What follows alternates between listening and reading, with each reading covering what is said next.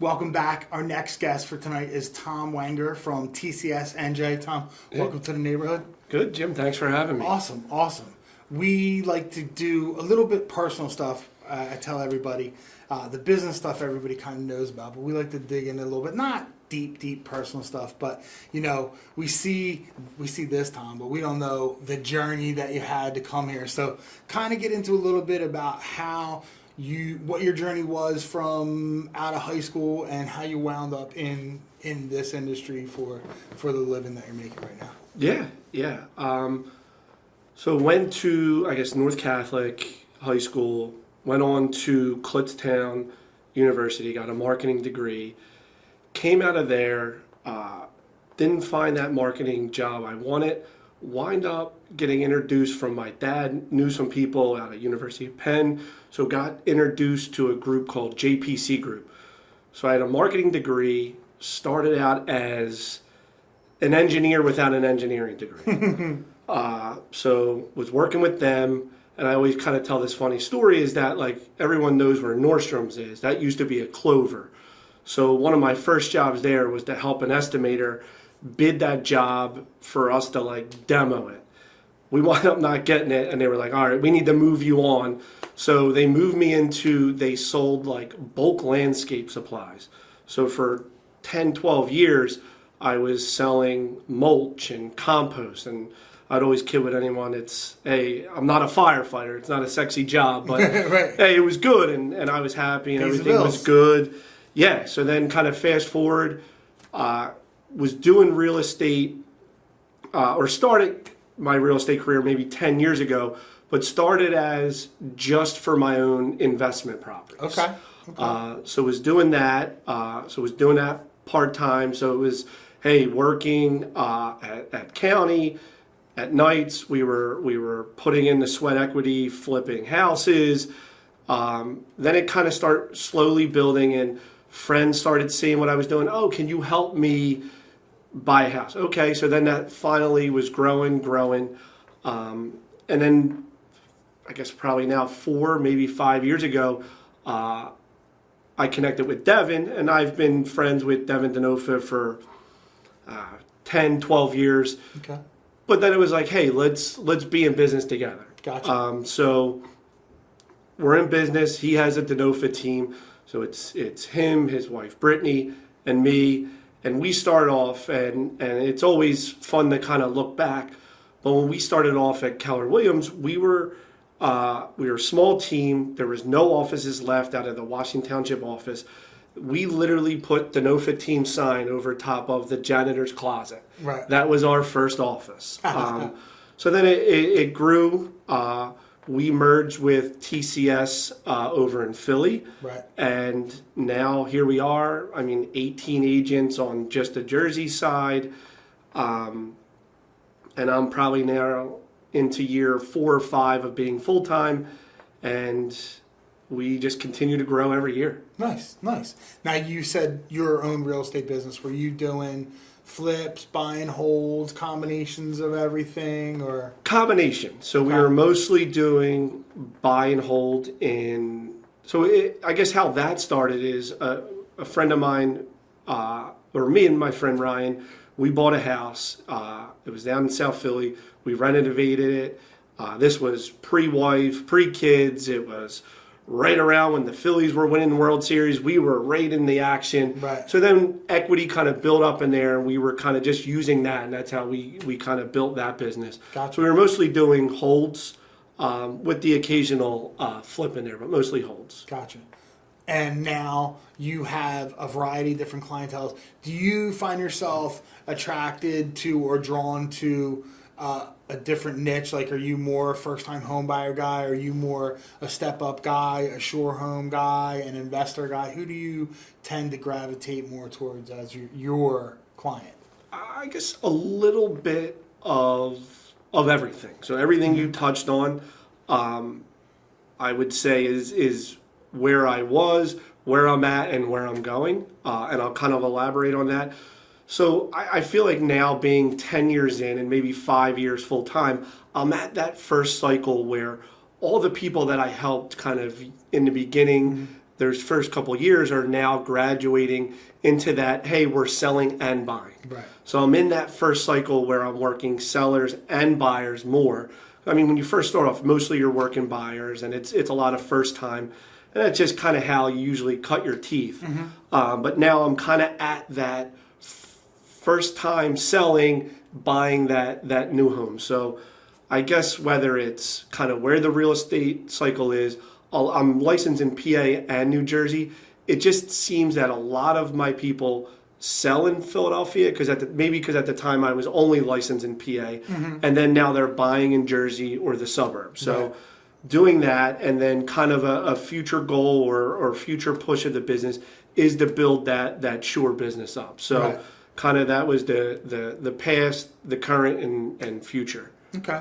Now, as someone who I would consider like a veteran of the industry, this is, I wouldn't say it's a totally unique market, but it's a changing market. It went from 52 people at an open house to things tightening up a little bit. What is your gut feeling about the next 3, 6, 9 months in the business? I mean, obviously I don't have the crystal ball. Sure. I think we needed that little bit of a correction, and I don't think that it's a full correction, but it was just so crazy for so many years, for the last 3-4 years. And I forget who I was talking to, but we were kind of going, oh man, how's your July and August? Oh, it's not as busy, but I'm sure Jim, as a veteran yourself, July and August always was slow. Yeah. And not dead, but slow. Right. So now I think it's just more of a normal market or this is like a regular July and August. Yes, and that's where people don't realize, like, oh wow, how are we not like you said, 50 people at an open house? Hey, people are down the shore. They're thinking about getting kids back to school. It's just it's 100 degrees, and right. It's a normal kind of like flow of a market, and fall's coming. So yeah, I don't think it's going to be this crash and we have major problems ahead. But yeah, just hey, it feels a little more normal. Yeah. We're able to negotiate like a little down, a little up. I mean, the right properties are still going to go for multiple offers, but those ones that are overpriced are they're going to sit for a little bit. Yeah, and I think that I don't think people are waiting for this crash or this drastic reduction in price, and I just don't see there aren't any. I've been doing it since 2002, so like 7, 8. 2009, there were a whole bunch of factors that went into the crash. There were a whole bunch of buyers that were not qualified that set off a super foreclosure wave, and that's just not there. You know what I mean? Like, there are only so many houses that are out there, and what people fail to realize is there's a bunch of people that got frustrated because they made 27 offers and they just put their plans on hold for a little bit that are waiting out there to buy a house. You know what I mean? So there's still a pent up market there of people that are going to go, well, if a rate creeps back down to 4 something, they're going to jump back into the market. Yeah, and at one point, it wasn't fair for buyers. Yeah. It was, hey, what am I doing wrong? Well, nothing. You're 20% down. You're 500. You're not a millionaire. That's what's wrong. Exactly. And it was just like, yeah, hey, be smart and stay in your comfort zone of what you can afford.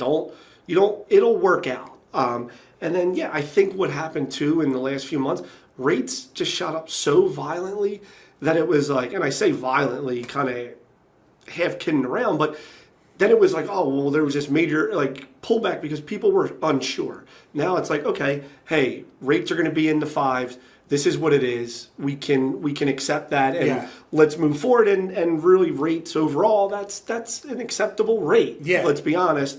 So I think that was kind of, it just shot up so quick that people just had to catch their breath and be like, okay, here's what we're dealing with. I was talking to somebody that was a younger buyer of mine, and I was like, listen, I've been doing it for 20 years, and the amount of time in that 20 years that I could give a rate that started with a 3 is probably like 13 months of the total 20 years. Like 5.5 has always been a pretty aggressive rate. When I started, it was 7. And we were doing in 2004, 2005, if you had a 580 credit score, you were doing a 2-year ARM at 7.99 and putting down 10%, and you were happy because you were just buying a house, So I don't think it's as bad as, I'm sure when you were pre-qualified at 2.875 and your payment was $2,200 and now you're at 6% and your payment's $2,800, that's a sticker shock kind of thing, For sure. I don't think it's a long term. Yeah, and you know better than I do, but it's like where buyers get in trouble is when they overextend themselves monthly. Sure. And that's where I always tell any of my buyers, first time experienced, it's just like, hey, what can you afford monthly? Stay in that zone, and really you won't get hurt. And look, if you're going to buy and plan on being there for the foreseeable future, whatever the market does, you can ride out because you're comfortable monthly. So if you can afford that, don't worry about, oh, well, I just overpaid $10,000. Don't count other people's money. What can you afford monthly? Stay in that zone. Is it the house you want? Go get it. Yeah. And that's what I always say. A lot of people always ask for like a magic number, and I tell people like, I don't know what your lifestyle is. Like I know a lot of people that are totally fine with a knocked out house and eating ramen noodles and potato chips. I know other people that want a bare minimum house because they want to eat out 7 days a week and have 5 pocketbooks and 20 pairs of shoes. So I can't really say this is what you can afford out. You tell me before we start, I'm comfortable paying this, and then we work back from there, because there's no magic number to what you get. For sure. When we have our buyer's consultation, I always say, look, when I'm asking these questions, it's not right or wrong. It's not a right or wrong answer. It's what's right for you. Yeah. And that's how that you always have to answer that. Cool. So I ask everybody one of the same questions. Do you have a transaction throughout your history that was like, I don't want to say your favorite because everyone's like, oh, I can't say one's more favorite. But do you have one that like kind of tugs on the heartstrings, or there was a buyer that, like a single mom that didn't think she'd ever buy a house and you were to do it, or any transaction really stands out to you where you got that like flutter, this is why I want to do the job kind of thing? No, not one in particular. I'll tell you a funny story. I don't know if this is G-rated or not, but I'll tell you a funny story. But no, I think they all, they all mean something to me in their own unique way. Because I really do try to build my business on people. It's the cliche, people, you want to be the person they know, like, and trust. Well, that's who I want to work with. So I really do try to build my business on people that I know, I trust, I like, so they all feel, like good to me. So doing it 10 years now, I still get that feeling of like excitement. Hey, good morning, it's settlement day. One more sleep in the old house. Like, it still does feel good to me. That's awesome. But yeah, funny story I did have, Dio and I always tell this story. I did one point walk in on a brothel by accident, or not by accident. Yeah, we're going off on a tangent here, but when you were saying that, one deal that kind of popped in my mind was I was doing a video for an investor, and it was like, hey, this house for sale. So I scheduled the appointment. I go there, I knock on the door. Someone answers, 1 minute, and they shut the door behind me. I'm out there 5-10 minutes. I knock, and I heard there was dogs, so I figured they'd put the dogs in the back, and I opened the door, and there was beds and curtains, and I ran out of there, and no more of this. No more of that. But anyway. That's a good story. That's awesome. All right, so then let's go to, we did the past, let's go to the future. 2024, September 1st. What are some of the things that you have on your to-do list, your goal list, that you want to check the boxes for and accomplish in the next 24 months? Yeah, I'd say big plan, kind of as a family. I know we're working towards getting that shore house investment property. Kind of going to rent it out some of the time, use it, just so we have more family time. It's you don't want to force it, but it's like, hey, who doesn't want to go down there? Sure. It's just like one of our big goals is just a family to do that, because it'll just it will force us to, hey, take some time off and have that family time. Yeah. It's fun. I have the same, one of my goals are the same thing. I go back and forth between like, I know I want to spend every weekend down there, but also at the same point in time, I'll be like, well, let's go every other weekend and do the Airbnb the rest of the time. Yeah.